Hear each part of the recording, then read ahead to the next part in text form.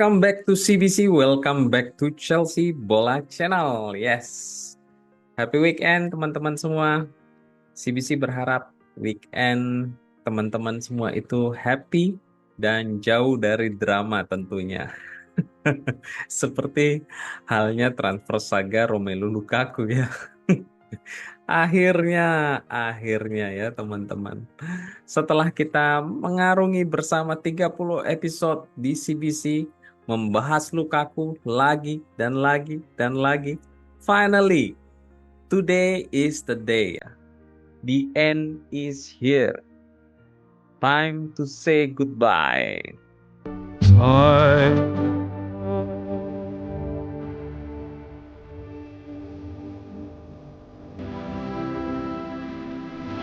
Fabrizio Romelu Lukaku, Napoli, here we go. Kesepakatan verbal telah disepakati antar kedua klub.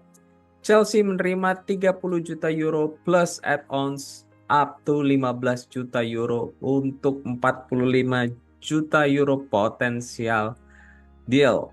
Permanen transfer broker oleh Ali Barat dari Epic Sport. Ya.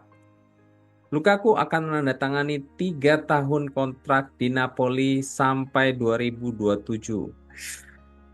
Yes, ya. Finally kita get rid of this player ya. Setidak-tidaknya itu dia pergi bukan for free. Jadi lumayan lah buat kita bisa nambah-nambahin buat beli Osimhen ya. Sabar, sabar teman-teman ya. Kita masuk ke shocking news berikutnya, biar weekend teman-teman ini semakin terhibur dan berwarna. Oke, teman-teman masih ingat dong orang ini ya? Ya, betul sekali. Samu Omorodion. Dikutip dari Fabrizio, breaking, Samu Omorodion bergabung dengan FC Porto dari Real Madrid. Here we go. 15 juta plus 50% sell on clause dan 100 juta euro release clause. Boom dari Andre Villas-Boas. What? Wait. Bukannya kemarin itu sama Chelsea itu sekitar 40 juta euro ya? Bentar. Coba CBC cari tahu lagi ya. Dikutip dari Fabrizio, Samu Omorodion menjadi pemain baru Porto dan terima kasih kepada Missy Villas-Boas setelah Chelsea deal off 15 juta untuk 50% atas Samu. Atletico memiliki 50%, Porto dapat membeli 15% untuk 5 juta euro di 2025 dan Porto dapat membeli 15% lainnya yaitu 5 juta euro di tahun 2026. Kontrak sampai 2029. 100 juta euro release clause. Aja gile Lundro. Sekate-kate lu mau ngibulin Chelsea ya. Wah. Jadi selama ini Chelsea di prank ya teman-teman. Waduh. Kalau ke Chelsea jualnya 40 juta, tapi kalau ke Porto cuma 25 juta dengan klausul segudang. Waduh, kena tipu nih kita ini guys. Untung saja ya batal ya kemarin. Thanks to George Mendes ya, agent Pedro Neto yang juga merangkap sebagai agent dari Joe Felix. Yang pada match Chelsea melawan Inter Milan 2 minggu yang lalu itu sudah CBC jelaskan di video episode kalau nggak salah 28-29 itu bahwa George Mendes ini saat momen memperkenalkan Pedro Neto ya ke Stamford Bridge, ternyata sekalian itu membawa misi membongkar rahasia medical dari Samu Omorodion sambil membawa proposal penawaran kliennya yaitu Joe Felix untuk join ke Chelsea. George Mendes, you're the man. Thank you ya. Aduh, hampir aja kena tipu kita ini. Oke, next kita bahas pemain yang berpotensi bergabung dengan Chelsea. Dikutip dari Kieran Gill _DM dan Simon Jones. Murilo berada dalam radar Chelsea jika Trevor Chalobah, Axel Disasi, dan Benoit Badiashile itu semua pergi. Ya, kita tahu Murilo ini pemain muda Brasil berumur 22 tahun ya, yang bermain di Nottingham Forest ya, di mana dengan ketangguhannya dia sebagai center back ya, sehingga bisa mengantarkan tim sekelas Nottingham Forest ini di peringkat ke-11 di musim yang lalu. Ya, semoga ini bisa jadi jawaban atas defender Chelsea yang saat ini ya, yang teman-teman sorot karena penampilannya ya, yang kemarin itu CBC sudah bahas itu underperform. Mulai dari Disasi, Badiashile, Fofana, Colwill. Aduh, ya semoga ada jalan keluar ya guys kali ini. Ya, kita berharap saja ya. Next, kali ini dari 3 pemain Chelsea sekaligus yang akan diborong oleh klub Jose Mourinho di Fenerbahce. Dikutip dari The Fanatic.com TR, breaking, Fenerbahce tertarik mendatangi 3 pemain Chelsea, Raheem Sterling, Ben Chilwell, dan Benoit Badiashile. Ya, semoga ini jadi kenyataan ya. Karena kita baru dapat dari satu sumber. Jadi kita tidak bisa mengklarifikasi ya. Jadi mestinya kemungkinan kita validitasnya mungkin hanya 20% ya. Kita akan tunggu dari sumber-sumber terpercaya lainnya terkait 3 pemain ini ya. Lanjut terkait Raheem Sterling dikutip dari Fabrizio, Mikel Arteta saat ditanyakan saat dia tertarik jika dia tertarik untuk memanggil Raheem Sterling. Tidak, tapi saya dapat berbicara tentang masa saya bersama dengan Raheem. Hal itu pengecualian bahwa kita membangun hubungan yang sangat kuat bersama. Tidak ada pembicaraan yang ditempatkan baik dengan Arsenal maupun Aston Villa sejauh ini. Masih dari Fabrizio, Oliver Glasner pada Sterling deal. Raheem Sterling adalah pemain yang fantastis, tapi bukan berarti dia akan menjadi pemain Chelsea. Pemain Crystal Palace maksudnya. Dia pemain yang bagus, tapi saya tidak tahu ya apa yang akan terjadi dengan dia. Kali ini dari Ben Jacobs, Crystal Palace adalah klub terakhir yang menjelajahi terkait kepindahan Raheem Sterling sebagaimana Sir Colin sampaikan. Palace berkeinginan untuk mengerti terkait keuangan struktur atas kesepakatan yang ada potensialnya. Sterling belum berbicara secara langsung kepada klub manapun. Chelsea sedang mengumpulkan opsi-opsi untuk mempresentasikan kepada dia, yaitu Raheem Sterling. Oke, no matter what happen ya, good luck Raheem Sterling. Next kita bahas yang terakhir, yaitu yang tiada lain dan tiada bukan Victor Osimhen. Dikutip dari Fabrizio pada program Playback, tidak ada yang sedang terjadi untuk Osimhen ke Chelsea pada hari ini. Minggu depan pastinya, karena sudah jelas bukan hari ini ataupun besok. Next dari sumber lain, yaitu Sky Keva. Mereka telah tertarik dengan Victor Osimhen sepanjang musim panas ini. Tapi nilai 100 juta euro lebih dan gaji yang besar itu telah membuat segala sesuatunya kesepakatan potensial tersebut menjadi sulit. Chelsea merekomendasikan untuk kesepakatan peminjaman, di mana sejauh ini belum diterima oleh pihak lainnya. Pembicaraan selanjutnya diharapkan untuk Victor Osimhen akan berlangsung beberapa hari ke depan.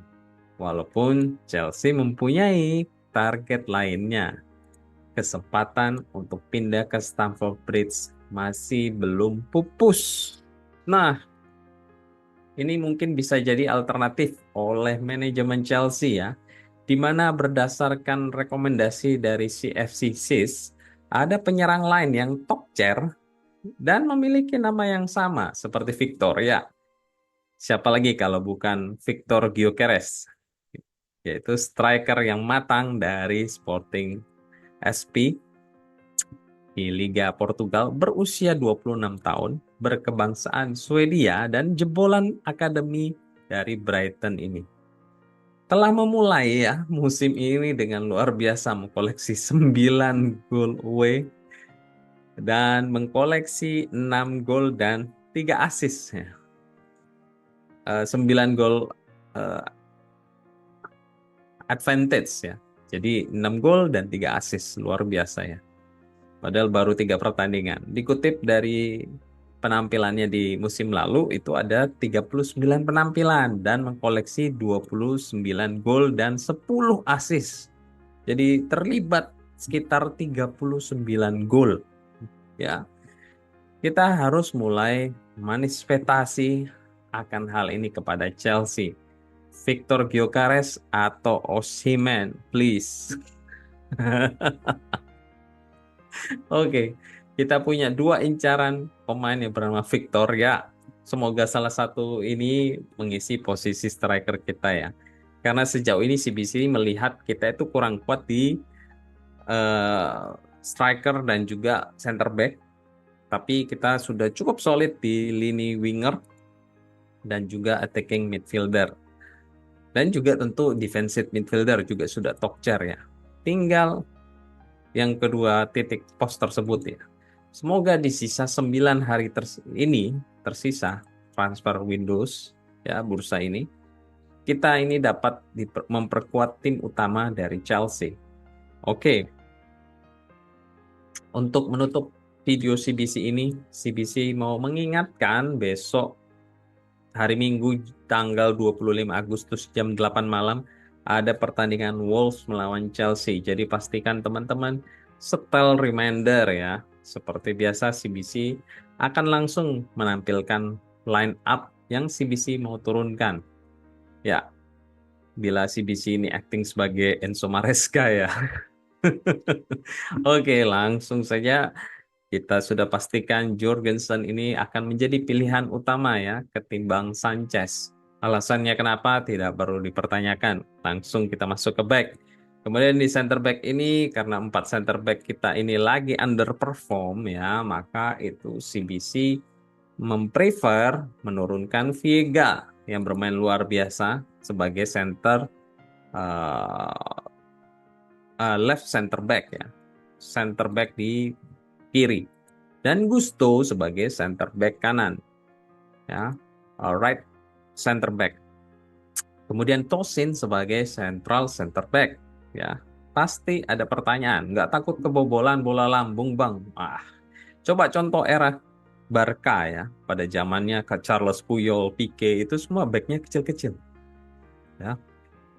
Jadi semua intinya itu adalah di tengah dan di depan yang tidak kenal lelah pressing ya untuk bola itu supaya tidak mengalir ke lini belakang dari Chelsea.